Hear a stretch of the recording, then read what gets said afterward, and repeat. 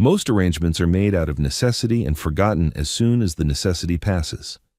This one was made on a Wednesday in October at a kitchen table that smelled of wood smoke and old iron between two people who had each stopped expecting anything from anyone. He asked a plain question. She gave a plain answer. Neither of them understood yet that the answer would not stop being true. The wagon that brought Nora Voss to the Larimer Ranch was not her own. It belonged to Ed Purdy at the livery, who had agreed to carry her trunk 7 miles south on the Creekwood Road in exchange for $3 she could not easily spare. She sat beside her trunk in the wagon bed, with her satchel on her knees, and watched the plains open up on either side of the road, dry grass bending in the October wind, the sky the color of an old tin cup, a hawk riding a thermal so high it was nearly gone before she noticed it. She had not let herself think too carefully about what she was riding toward. She had read the notice. She had made inquiries, discreet ones, at the post office and at the dry goods counter, and she had assembled a picture of Cole Larimer from the fragments people offered when asked directly. Rancher, widower, solvent, but strained. Not a man who wasted words or invited company. The woman at the dry goods counter had paused before adding, not unkind, with the caution of someone offering a fair warning to someone who appeared capable of receiving it. Nora had thanked her and gone to pack her trunk. The ranch appeared around a bend in the road, lower to the ground than she had imagined, the house long and weathered with a porch that leaned slightly westward, the barn behind it large and functional, a cattle pen beyond that with a dozen head standing patient in the cold. The yard was swept. The wood pile was stacked flush and even against the side wall. Whatever the man was, he was not careless.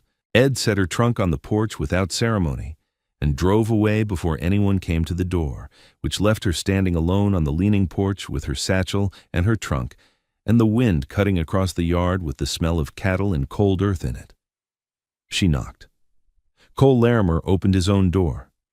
She had half expected a ranch hand, given the size of the operation, but it was the man himself, tall, dark-haired, with the particular stillness of someone who had learned not to spend energy on expression.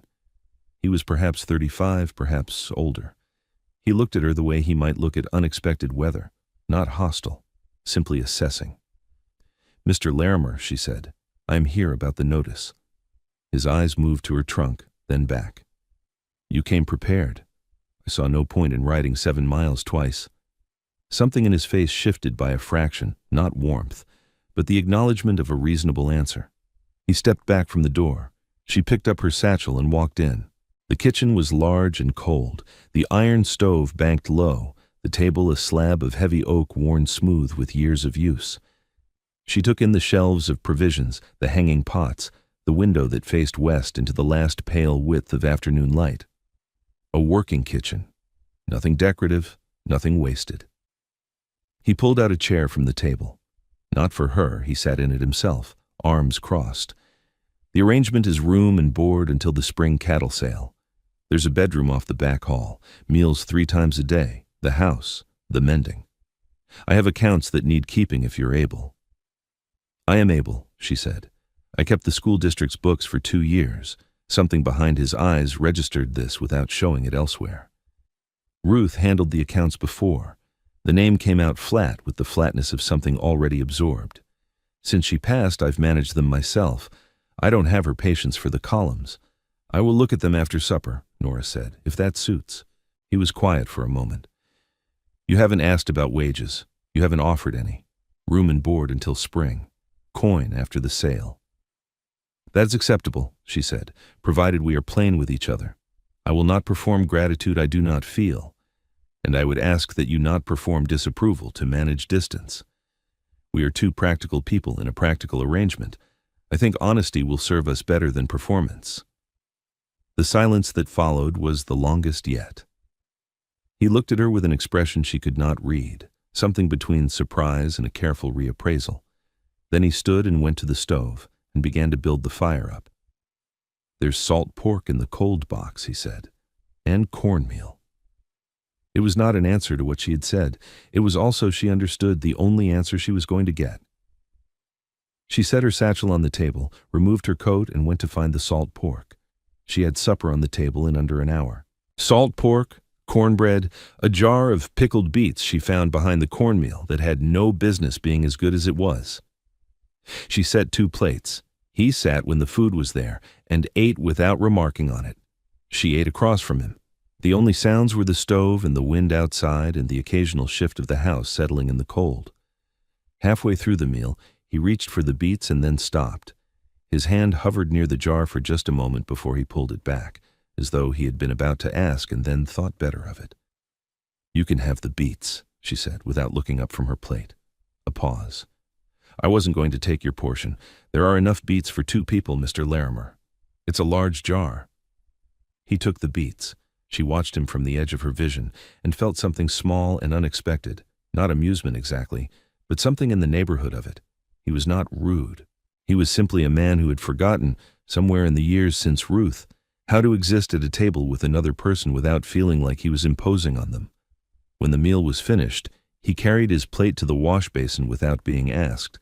She noted this too. It told her something. She washed the dishes. He brought the ledger from the back room and set it on the table in the manner of a man laying down something he had been carrying too long. She dried her hands and sat with it while he went to check the barn. She had the lamp burning and 3 pages of notes made by the time he came back in, smelling of cold air and hay.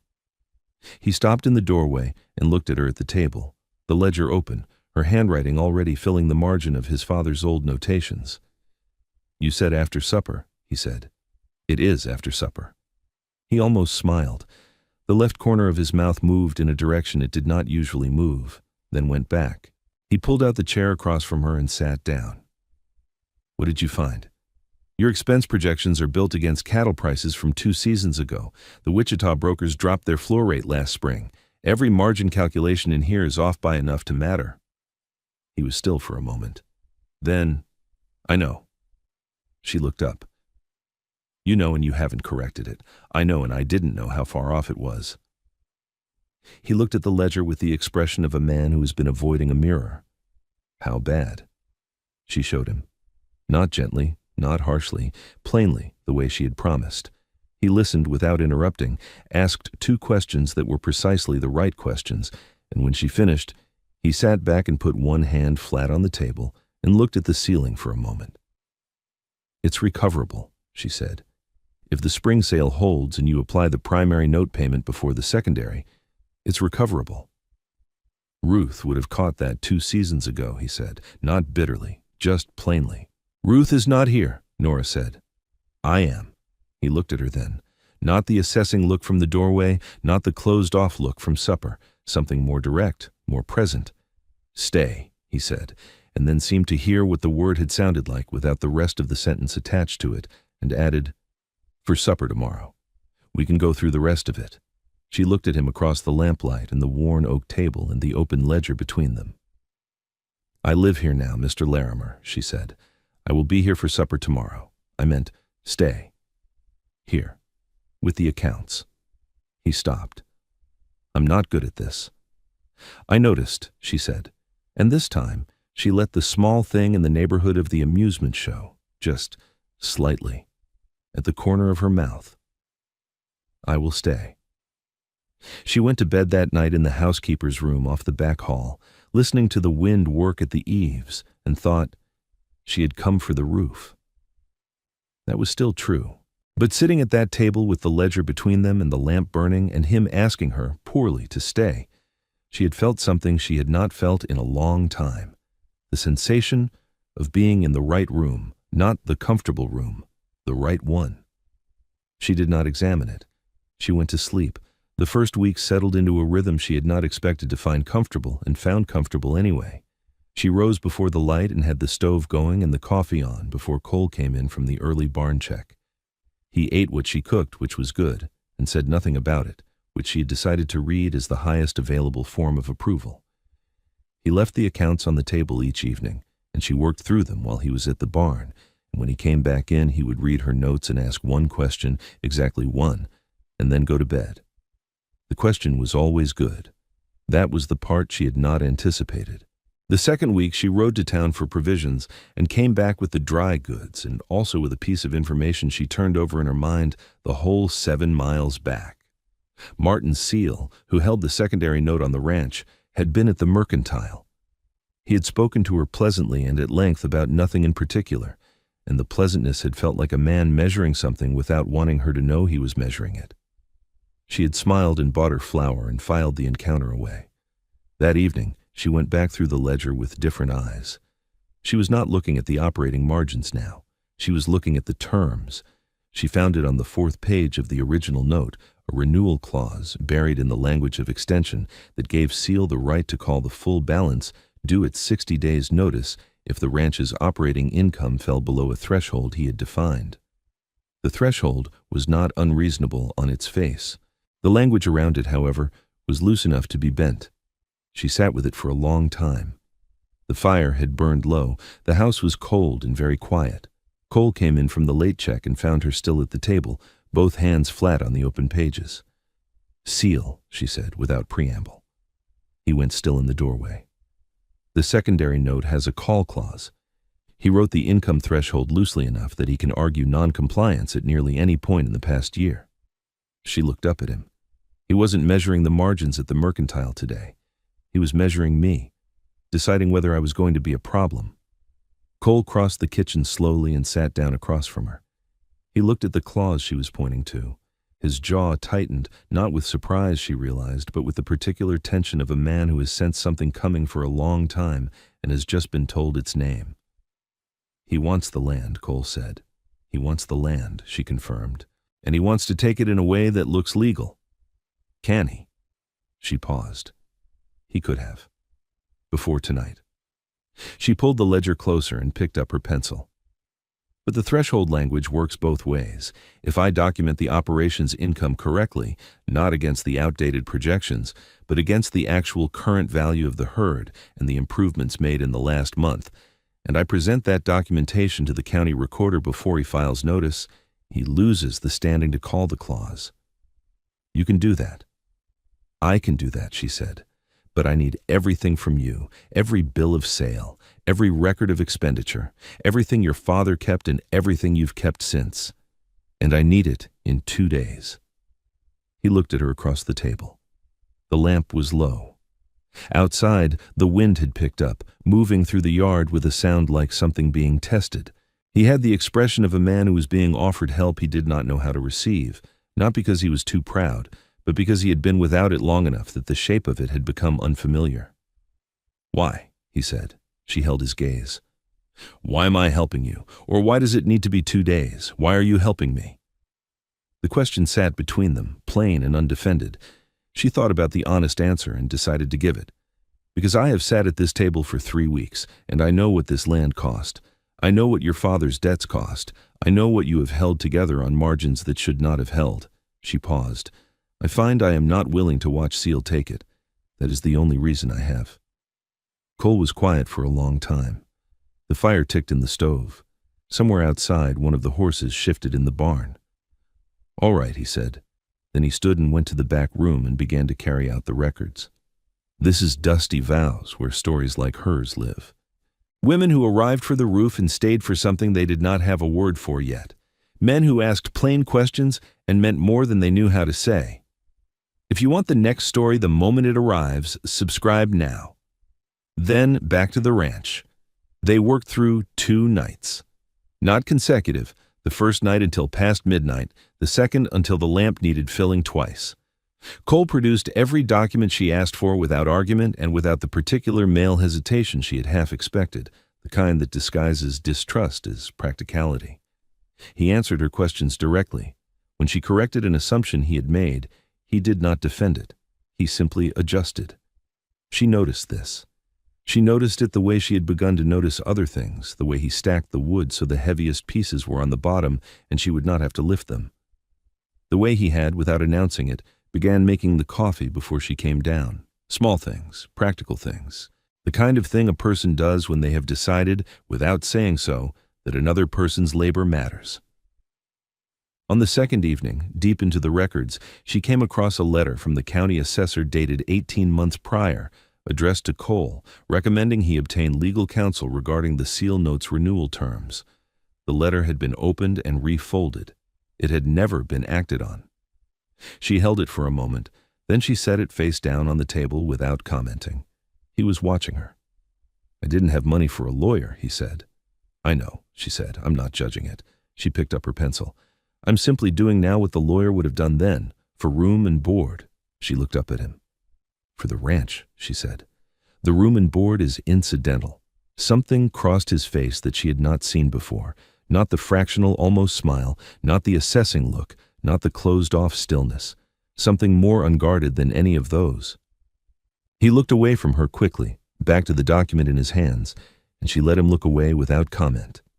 The documentation was finished by the morning of the third day. 12 pages, clean and precise, the operating income of the Larimer Ranch laid out against Seal's own threshold language in a way that made the ranch's compliance not just arguable, but obvious. She set the stack on the table and sat back in her chair and felt the particular satisfaction of a thing done completely. Cole came in from the barn. He stood in the kitchen doorway looking at the stack of papers for a moment before he crossed to the table and picked up the top page. He read slowly. She watched his face while he read, the tightening around his eyes as he followed the argument, the slight easing as he understood where it went. He set the page down. "Nora," he said. It was the first time he had used her given name. It arrived differently than she had expected, not like a formality dropped, but like a door opened from the inside. She felt it in her sternum before she felt it anywhere else. "It needs to be filed today," she said, steadier than she felt. "I know." He looked at her. "Ride with me." It was not a question, and it was not quite a command, and she found she did not need it to be either. They rode into Harlan Creek on a gray November morning, with the smell of coming snow in the cold air. Cole rode at her left and did not speak much, but he was present in the way he had not been on the road in early October, not sealed off, not absent, but close in the particular way of someone who has made a decision about a direction and is simply moving in it. At the county recorder's office, she presented the documentation to the clerk and answered his questions without impatience, and left with the receipt in her hand before noon. On the steps, Martin Seal was crossing the street. He saw them together. He saw the leather satchel. He saw the receipt. He was a careful man, and careful men understand the architecture of defeat when they are looking at it. He stopped walking. He stood in the street for a moment and looked at Nora with an expression that had nothing pleasant left in it. Cole took one step forward, just one, unhurried, not announced. He did not speak. He simply moved until he was beside her rather than behind her, and stood there. Seal turned and walked the other direction. The Mercantile was their last stop. Agnes Albright behind the counter had been civil to Nora in the weeks prior, the careful civility of a woman reserving judgment, and today she packed the order with something warmer than that. When she slid the parcel across, she said, "You tell Mr. Larimer that herd of his is looking better than it has in 2 seasons," in the tone of someone revising an opinion out loud. Margaret Hollis was near the window with her youngest on her hip, and she watched Cole hold the Mercantile door open for Nora on the way out, and then said, to no one in particular, but in a voice that carried, "Ruth would have liked her." It was not a small thing to say. In Harlan Creek, it was not a small thing at all. Outside, the first snow had begun. Not a storm, the quiet kind, small, deliberate flakes sifting down through still air, settling on the horses and on the crown of Cole's hat and on the shoulders of Nora's coat. She stood by her horse for a moment before mounting and turned her face up briefly to the sky, feeling the cold land on her cheeks. It had been a long time since she had stood still long enough to feel the weather. They rode back without urgency, the horses finding their own pace on the familiar road, hooves muffled by the thin layer of snow already settling in the ruts. The plains on either side held their winter quiet. No wind now, no hawk, nothing moving across the gray-white expanse except the snow itself, sifting down in the particular unhurried way of a first fall that has no intention of stopping. She thought about Margaret's words. Ruth would have liked her. She turned them over the way you turn over something unexpected found in a coat pocket, not sure yet whether it was a gift or simply an object, not sure what to do with it except keep handling it until it became clear. Margaret had not said it to be kind. Margaret was not a woman who spoke to be kind. She had said it because she meant it, and meaning it in that kitchen with Cole 3 feet away had taken a particular kind of courage that Nora had not missed. She thought about the letter from the assessor. Opened, refolded, put away. The particular loneliness of that, of knowing something was wrong and having no one to bring it to, no one whose judgment you trusted enough to say, "Look at this. Tell me what you see." She understood that loneliness from the inside. She had carried her own version of it through 6 months of widowhood and 2 years of working quietly in other people's institutions, competent and unwitnessed, useful and unremarked upon. She thought about the way he had said her name that morning, the door-opening quality of it, the way it had arrived not like a formality released, but like something he had been holding at a careful distance and had finally set down. She was building a list she had not meant to build, not of reasons to stay. She had the arrangement, she had the roof, staying was already decided and required no further accounting. The list was of something else entirely, of things she had noticed and deliberately not examined, the way you do not examine a coal too closely when you are not certain yet whether it is still burning. The coffee before she came down. 3 weeks of it now, without comment from either of them, as though it had always been that way. The way he received her corrections, without flinching, without the male stiffening she had learned to anticipate and work around, simply adjusting, taking the better information and using it. She had worked alongside enough men to know how rare that was.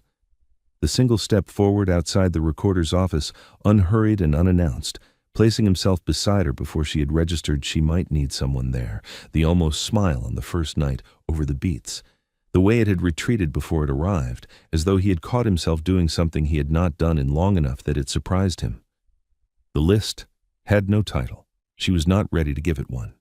But it existed, and it was growing, and she rode through the falling snow with it quietly accumulating and said nothing, and the ranch came into view around the last bend, with the chimney smoke rising straight and thin into the white sky. And she looked at it and felt something shift in her chest that she did not yet have a word for, but recognized nonetheless.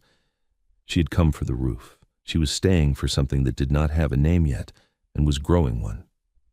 "The herd," Cole said, out of the long silence. "You said the documentation included the value of the improvement since October." "It does. The cattle drench, the heifer pen." She glanced at him. "Yes." He was quiet for a moment, looking at the road ahead. "You did that before you knew about the clause. Before any of it. You saw the heifers and you acted. They would have died otherwise." "I know." Another pause. The snow fell between them, quiet and indifferent. "I would have lost 2 head at least. I didn't see it in time." He kept his eyes on the road. "I see most things on this land early. I have for 15 years. I didn't see that." She looked at his profile, the set jaw, the eyes steady on the road, the particular quality of a man saying something that costs him something. "You saw it eventually," she said. "You saw it first. That is what I am here for." He turned his head and looked at her then, directly, and the look was not assessing, and it was not closed off, and it was not the look of a man managing distance. It was the look of a man who was done managing distance and had not yet decided what came next, but had decided that much. "Nora," he said. The second time. Heavier than the first. She felt it differently, not in her sternum now, but somewhere lower, somewhere more fundamental, the way you feel the first real cold of winter, not on the surface of your skin, but in the bones beneath it.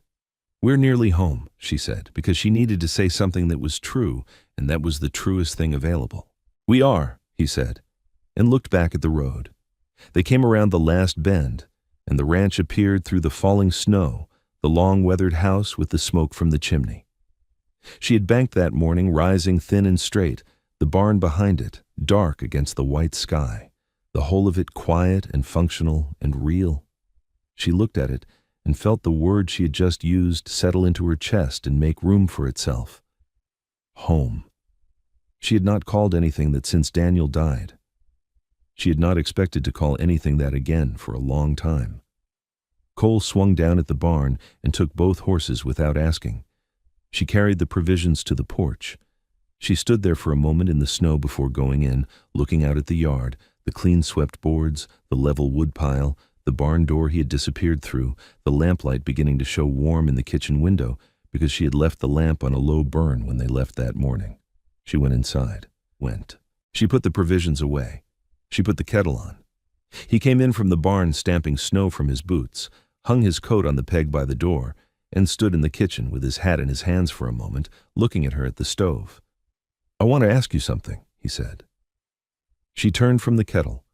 He was looking at her with the unguarded expression she had seen once before, not the almost smile, not the assessing look, something beyond both of those, the expression of a man who has decided to stop maintaining an expression and let his face say the thing it had been saying for weeks to anyone who was paying attention. "I want you to stay," he said. "Not through spring, not for the arrangement. I want you to stay." The kitchen was warm. The kettle was beginning to speak. Through the window the snow fell soft and steady on the yard and the barn and the plains beyond, whitening everything unhurried, the way the best things change, quietly and all at once, and without asking permission. She looked at him for a long moment. She thought of the first evening, the beets, the ledger, the lamp, the question he had asked so badly and meant more than he knew. She thought of the list she had been building without meaning to, the quiet accumulation of reasons that had no single name but added up to something she recognized now, standing in this warm kitchen in the snow. "You asked me to stay on the first night," she said. "You said it wrong, but you asked." He held her gaze. "I know. I said yes then because I needed the roof." She paused. "I would say yes now because the roof stopped being the reason some time ago, and I have been too careful to say so." He crossed the kitchen. He stopped in front of her and raised one hand and held it out, open, the way you offer something you are not sure will be accepted and have decided to offer anyway. His palm was rough from 15 years of ranch work, calloused at the base of each finger, warm in the cold air of the room. She put her hand in it. He closed his fingers around hers, not tight, not urgent, simply certain. She felt the roughness of his palm against her knuckles, the warmth of it, the particular warmth of a hand that had been working outdoors all day and had come inside and was now holding something it intended to keep. He did not pull her closer. He did not need to. The holding was enough. The intention in it was enough. He said her name once more, quietly, not as a question and not as a summons, just as what it was, her name in his mouth, plainly, with all the weight that plainness carried when a man had spent weeks guarding every word and had finally stopped. Nora. She looked at his face.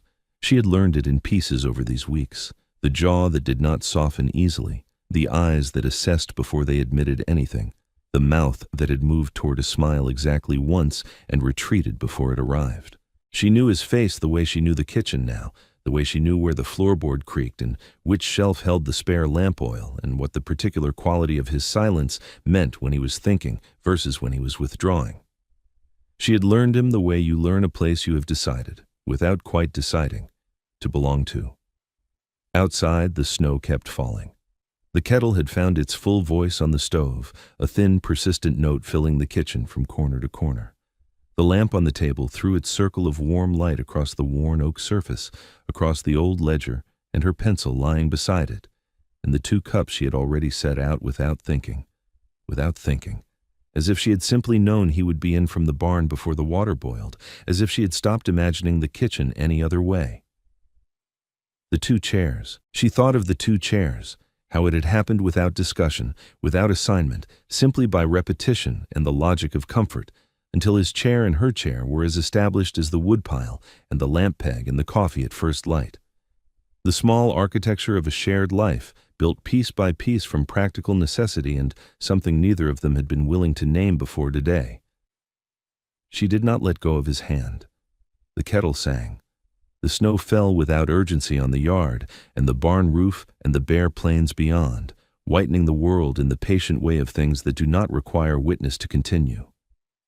She thought about the first evening, the beets, the ledger, the lamp burning low between them, the question he had asked so badly and meant so much more than he knew how to say.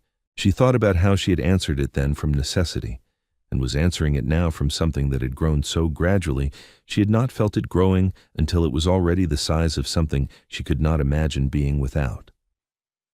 She had come for the roof. She had stayed for the man who could not ask plainly and kept asking anyway, One careful thing at a time, the coffee before she came down, the step forward in the street, the records carried out without argument, the name said 3 times, with each saying a door opened wider than the last. The asking and the answering had built something between them that neither had designed and both recognized, not an arrangement anymore. A life. The beginning of one, at least, standing in a warm kitchen in the first snow of winter with her hand in his and nothing left to prove to anyone. She had never found a reason to go. Somewhere between the first supper and this one, she had stopped looking for one entirely, had let the looking go the way you let go of a habit once you understand it was only ever protecting you from something you no longer needed protecting from. His thumb moved once across her knuckles, slowly, without announcement. She understood it for what it was, not a question, not a gesture, reaching for something larger than itself, just the plain expression of a man who had learned, late and at some cost, that small, true things said plainly were the only kind worth saying. She held his hand in the warm kitchen in the falling snow and found she had nothing left to be careful about. When did you feel the shift? Was it the beats on the first night or the step forward outside the recorder's office? Leave your answer in the comments. Subscribe now so you do not miss out on similar stories like this.